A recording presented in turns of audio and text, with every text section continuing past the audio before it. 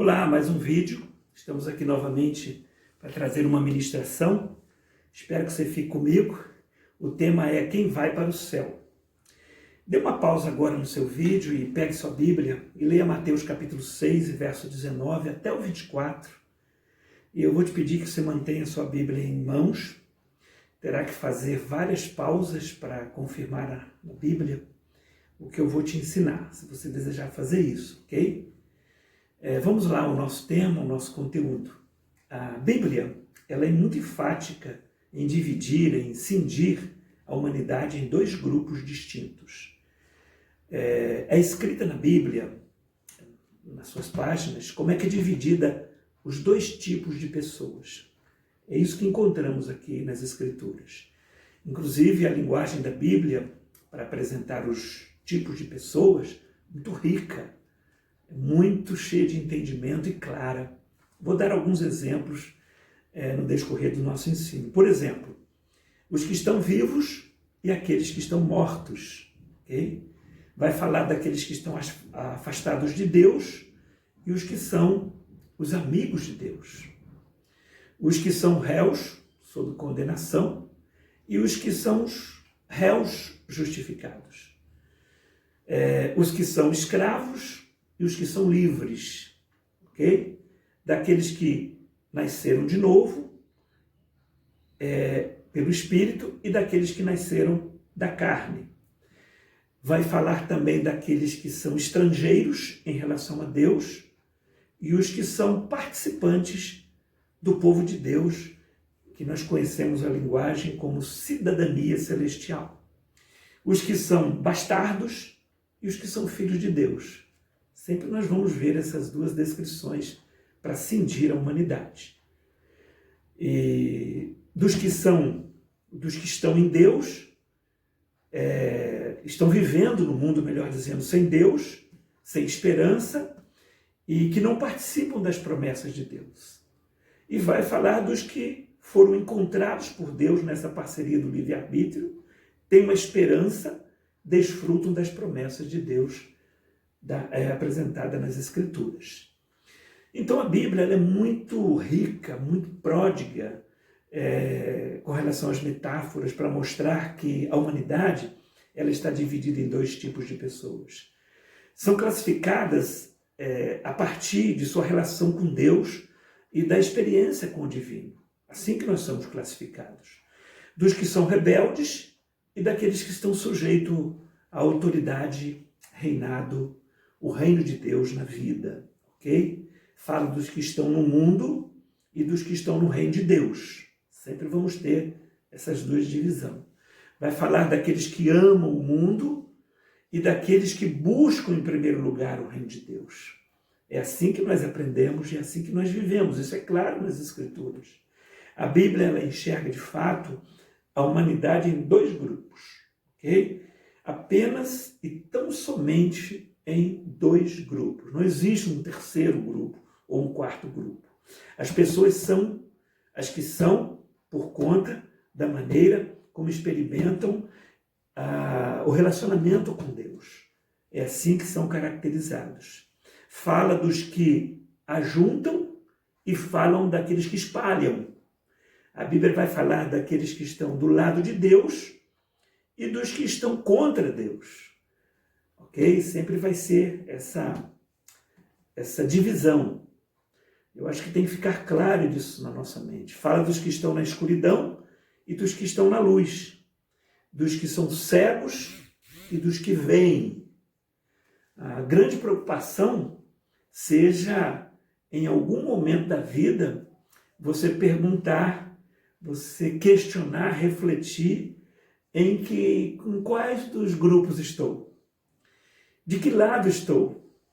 Será que eu nasci de novo? Acho que tem que fazer perguntas existencialistas nessa questão para se firmar e para tomar uma posição. Nós, particularmente, a Igreja de Deus, somos ensinados a tentar e a identificar em nosso universo aqueles que estão nas trevas e aqueles que estão na luz. Aprendemos isto, depois que nós estamos numa posição clara. Identificando como diz assim, identificando, nós temos o privilégio de evangelizar. Então agora eu vou evangelizar quem está nas trevas, sim, orientando que deixem as trevas e venham para a luz. Então é bom sabermos disso, em que lado estamos, e aí ajuda um pouco na evangelização, nós dizemos, né? E nesse processo pedagógico e religioso, onde somos ensinados que somos salvos e os outros são perdidos. Aí a gente fala, esse é de Jesus, aquele não é de Jesus e assim por diante. Somos os salvos e eles são os perdidos. É quase mesmo simples, né? E fácil. Parece que é simples e fácil.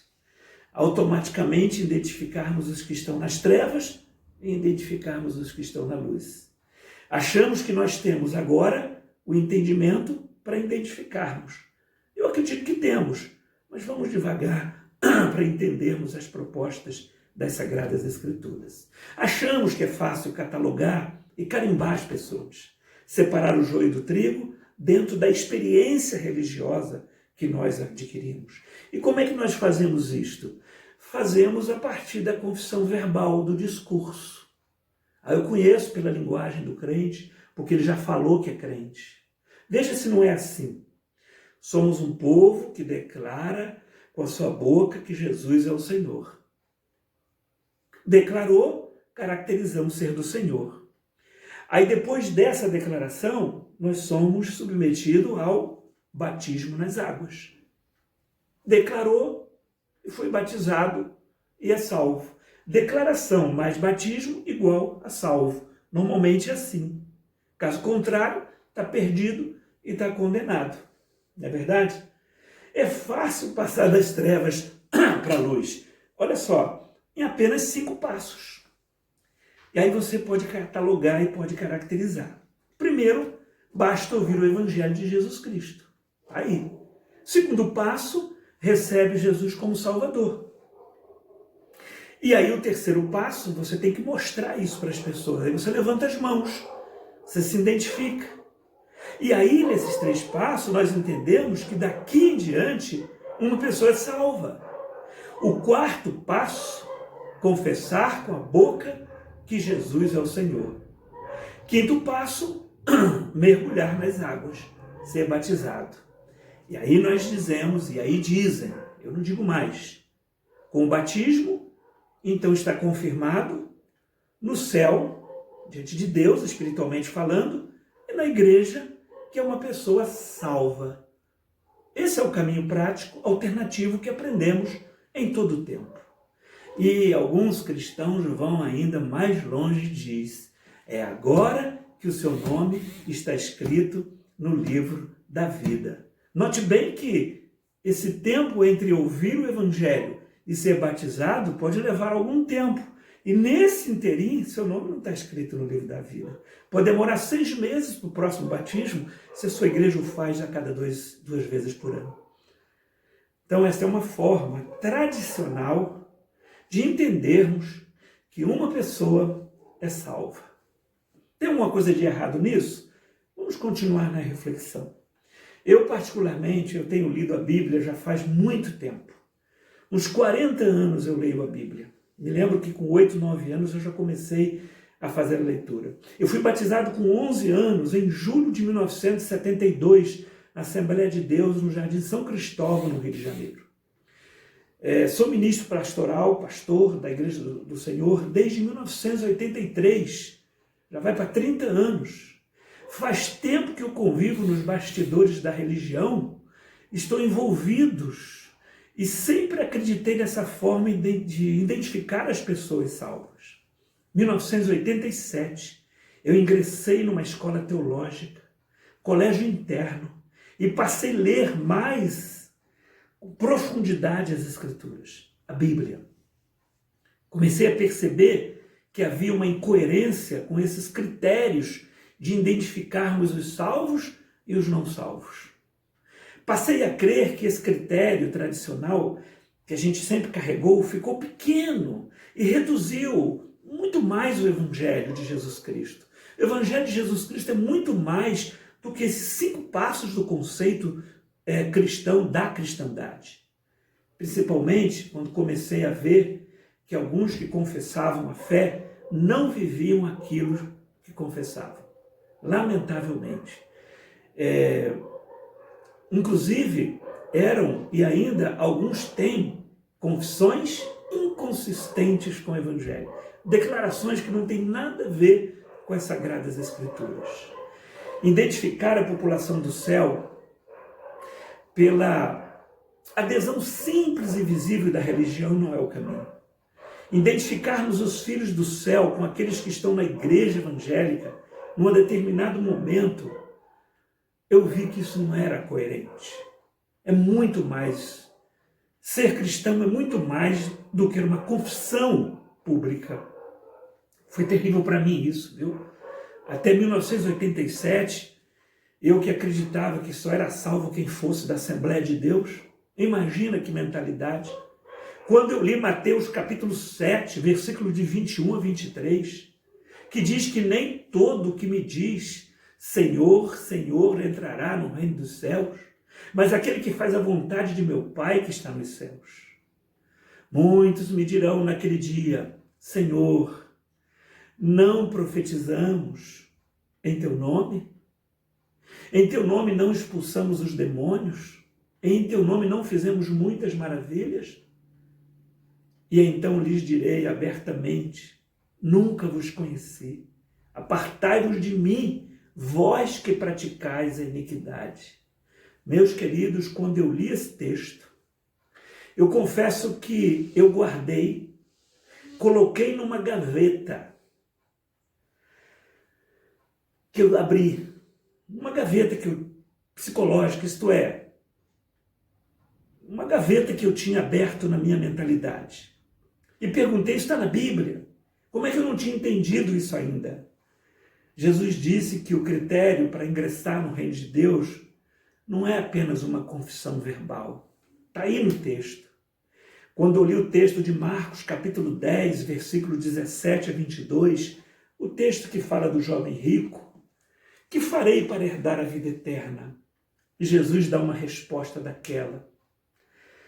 Mais um texto para eu guardar numa gaveta de crise que eu tinha. Uma gaveta psicológica, uma gaveta existencial. Quando eu li o texto de Lucas, capítulo 10, versículo 25 a 37, que conta a história do bom samaritano, que também tem que se fazer a pergunta nesse texto, que farei para herdar a vida eterna? Mais um texto para eu guardar naquela gaveta. E guardei naquela gaveta esse texto. Bom, já que a gaveta está aberta, eu coloquei o texto lá dentro. Essa gaveta eu abro e fecho de vez em quando ainda. Porque esse problema de gaveta, todo mundo tem. Todos nós temos uma gaveta. Você sabe que quando você abre uma gaveta na sua vida, aqui eu vou fazer uma reflexão existencial, é quando você pela primeira vez abre, será fácil abrir todas as vezes que você quiser. Porque a primeira vez, porque todas as vezes, a primeira concessão que você faz para transgredir, estou dando aqui um exemplo, abrir essa gaveta fica muito mais fácil todas as vezes que você quiser. Vou dar exemplos. Não é o nosso assunto, mas vamos dar alguns exemplos sobre essa gaveta que eu acredito que vai te ajudar muito. Existem tantos exemplos, mas eu vou dar uma. A primeira dívida que você faz e que você não paga descaradamente, a segunda você provavelmente não vai pagar. Ok? Um outro exemplo, a primeira mentira que você diz para sua esposa ou para o seu esposo não ficará na primeira. Preste atenção. Os rabinos, eles dizem que o grande mal de um pecado é que você está mais perto de cometer ele na próxima vez. Então fique atento. Eu vou dar mais um exemplo.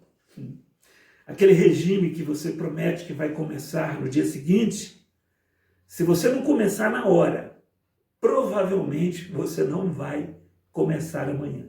É uma tendência isso. Quando você abre uma gaveta de concessão e faz uma concessão, A gaveta, ela perde a trava. Você faz um plano, você faz um compromisso. Essa gaveta, e fica fácil abrir toda hora que você quiser. Mas vamos ao nosso assunto, que é mais importante nesse momento. Então, quando eu li esses textos, eu fiquei cada vez mais consciente de que a salvação, ela não depende de você fazer apenas parte de alguma igreja. É perigoso dizer isso, não é verdade? Nós que somos pastores e incentivamos as pessoas a se filiarem. Mas vamos em frente.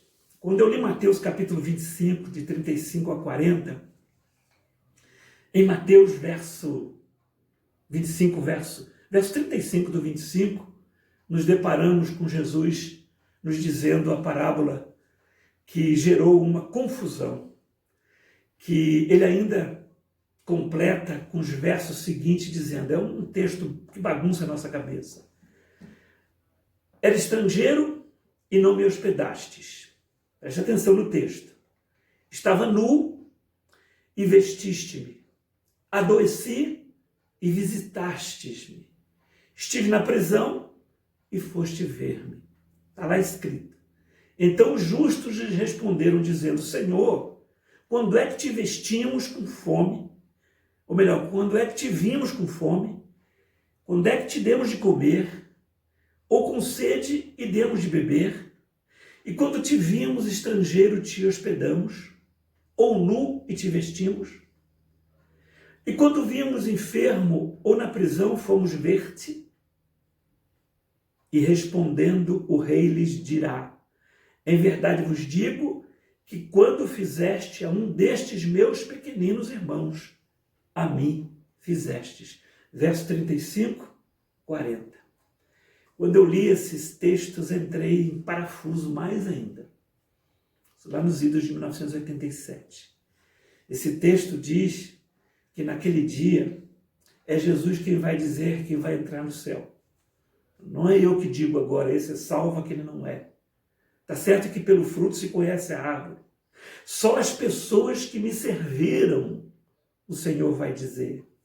Presta atenção no que eu vou dizer, que parece até heresia. Mas fique comigo em nome de Jesus. Tem pessoas que estão servindo a Deus e não sabem. Parece incoerente, né?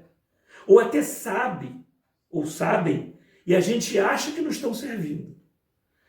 Estes serão bem-vindos no reino. Vinde benditos de meu Pai. Interessante que tem pessoas que sabem que devem servir e não servem. Isso é motivo de reflexão para mim e para você. Mas, Senhor, eu não era da igreja do Nazareno e não fiz a minha confissão? Aí Jesus vai dizer assim, quem disse que o critério é confissão? O critério é prática do reino, ele vai dizer.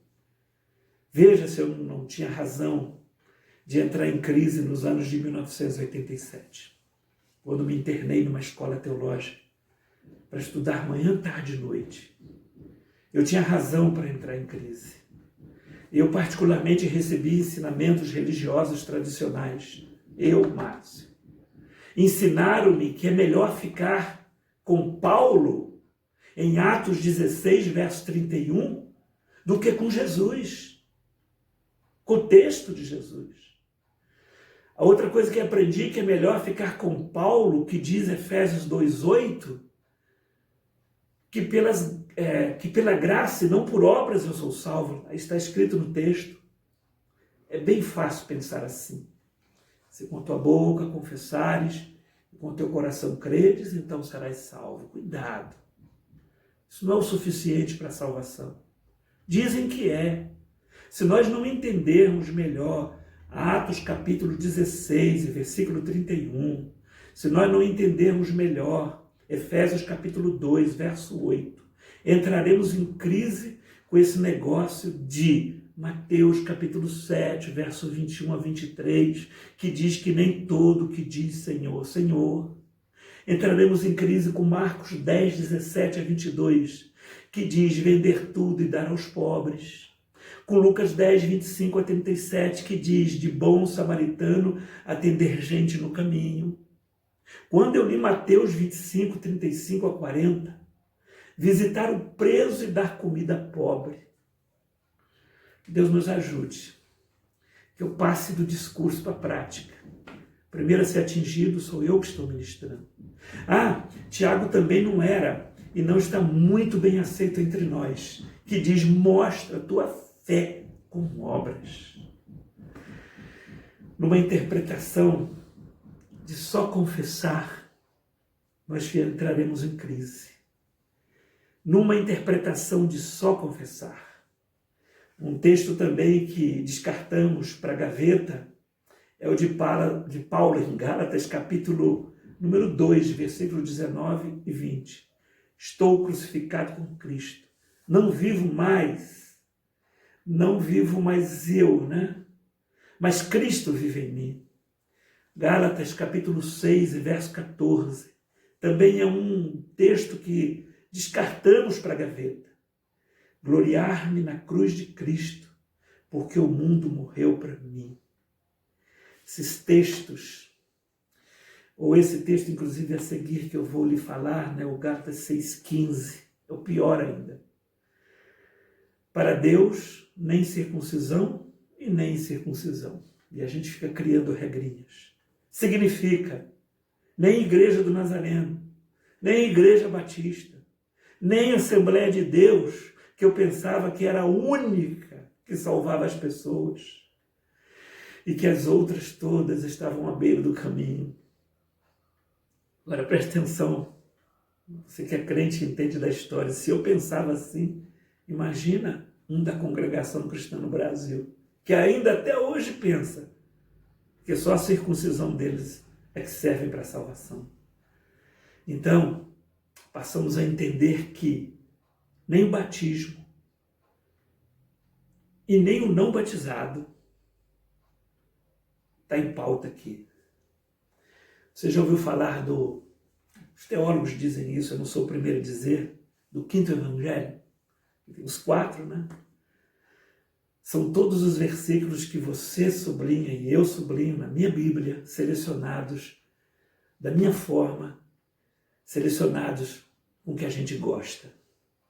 Esse evangelho de seguir a Jesus, esse evangelho de morrer para si mesmo, esse evangelho de carregar a cruz, comprometer-se com o reino, abrir mão de tudo, dê a preferência, doar.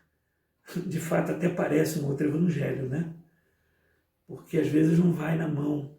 Graças a Deus, muitas pessoas abriram as mentes, muitas pessoas estão ficando maduras.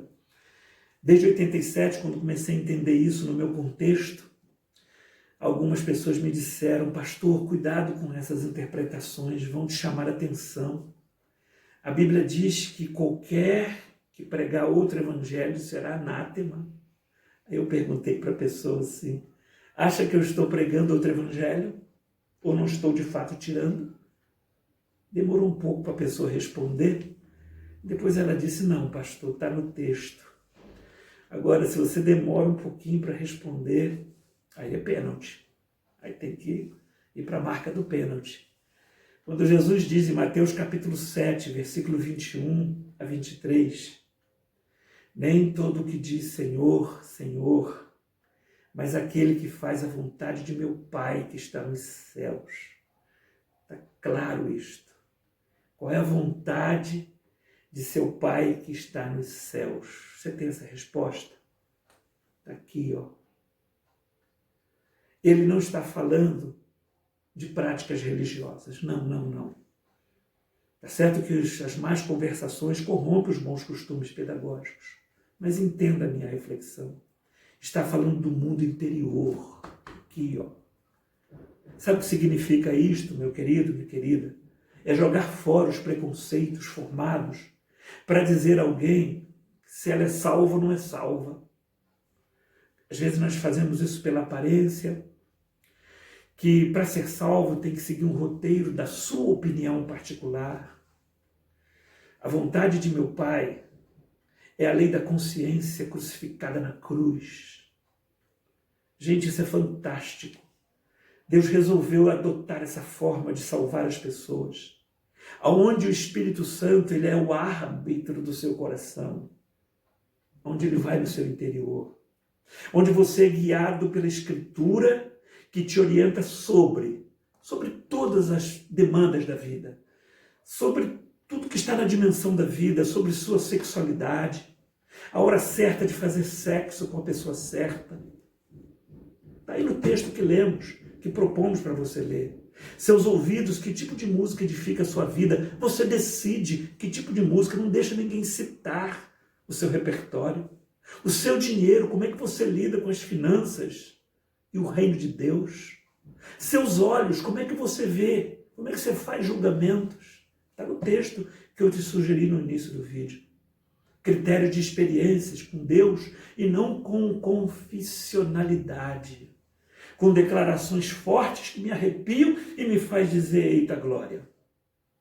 Ver, sentir e agir ao modelo de nosso Senhor Jesus Cristo.